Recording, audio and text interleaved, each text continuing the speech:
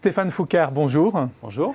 Vous êtes journaliste scientifique, chroniqueur scientifique au Monde, et vous êtes l'auteur des marchés et des dieux, comment l'économie devint religion.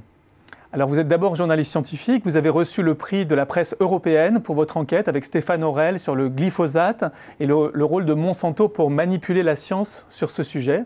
Pourquoi vous intéressez aujourd'hui à la science économique et pourquoi la qualifier de religion plutôt que de fausse science? D'abord, l'idée de faire le rapprochement entre religion et économie n'est pas nouvelle du tout, y compris même sous la plume de certains économistes. Par exemple, Bernard Maris, qui a eu quelques pages assez savoureuses sur le sujet, ou même quelqu'un comme Daniel Cohen, qui n'est pas un pamphlétaire ou un polémiste, et qui, dans un de ses derniers ouvrages, fait comme ça ce parallèle. Moi, ce que j'ai essayé de faire, c'est qu'au-delà de la moquerie ou du sarcasme, j'ai essayé de prendre au sérieux cette idée et de voir si, quand on mettait d'un côté tout ce qu'on sait de ce que c'est qu'une religion, la manière dont les spécialistes de ces questions décrivent le phénomène religieux, et puis qu'on met de l'autre côté l'économie, de savoir si on pouvait comme ça cocher toutes les cases, retrouver un petit peu tout ce qu'on retrouve dans le phénomène religieux, dans le monde économique. Alors dans l'économie, la confiance joue un rôle important, la confiance dans les autres. Du coup, la croyance vient assez rapidement. Est-ce que c'est étonnant qu'on passe de la confiance à la croyance, voire à la religion, en quelque sorte, aujourd'hui? Et de quel type de religion, finalement, vous parlez, en fait? Pour passer de la confiance à la croyance, voire à la foi, il faut quelque chose qui est investi de cette confiance et de cette foi. Et pour moi, le système fonctionne non pas en termes de confiance accordée entre les individus, mais de confiance ou même de foi, donc accordée dans le marché. Et c'est le marché qui, en fait, opère les interactions entre les agents économiques. Et c'est dans le marché que les gens ont confiance. Et c'est dans le marché que nous avons cette foi. Donc si, effectivement, l'économie peut être interprétée comme un phénomène religieux, le principe divin, le principe supérieur, c'est le marché. Donc c'est le culte du marché, et il y a des rites qui accompagnent le culte du marché, et il y a des clergés qui sont chargés de servir le culte du marché. C'est ce que vous expliquez dans votre livre. Alors qui sont ces membres du clergé ?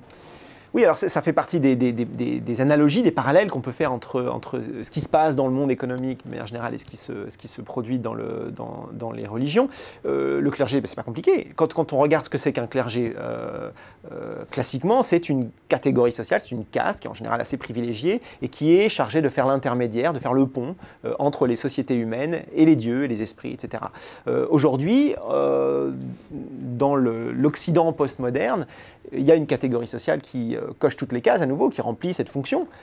C'est le monde financier, qui est précisément là pour faire l'intermédiaire, l'interface entre les sociétés humaines, le monde matériel et les dieux, à savoir les marchés. Donc on retrouve, et c'est un des très nombreux exemples des analogies qu'on peut tirer entre le monde économique d'une part et le monde religieux de l'autre, on retrouve cette catégorie sociale qui nous permet d'interagir avec les dieux. Avec le personnage central que vous décrivez de l'archiprêtre.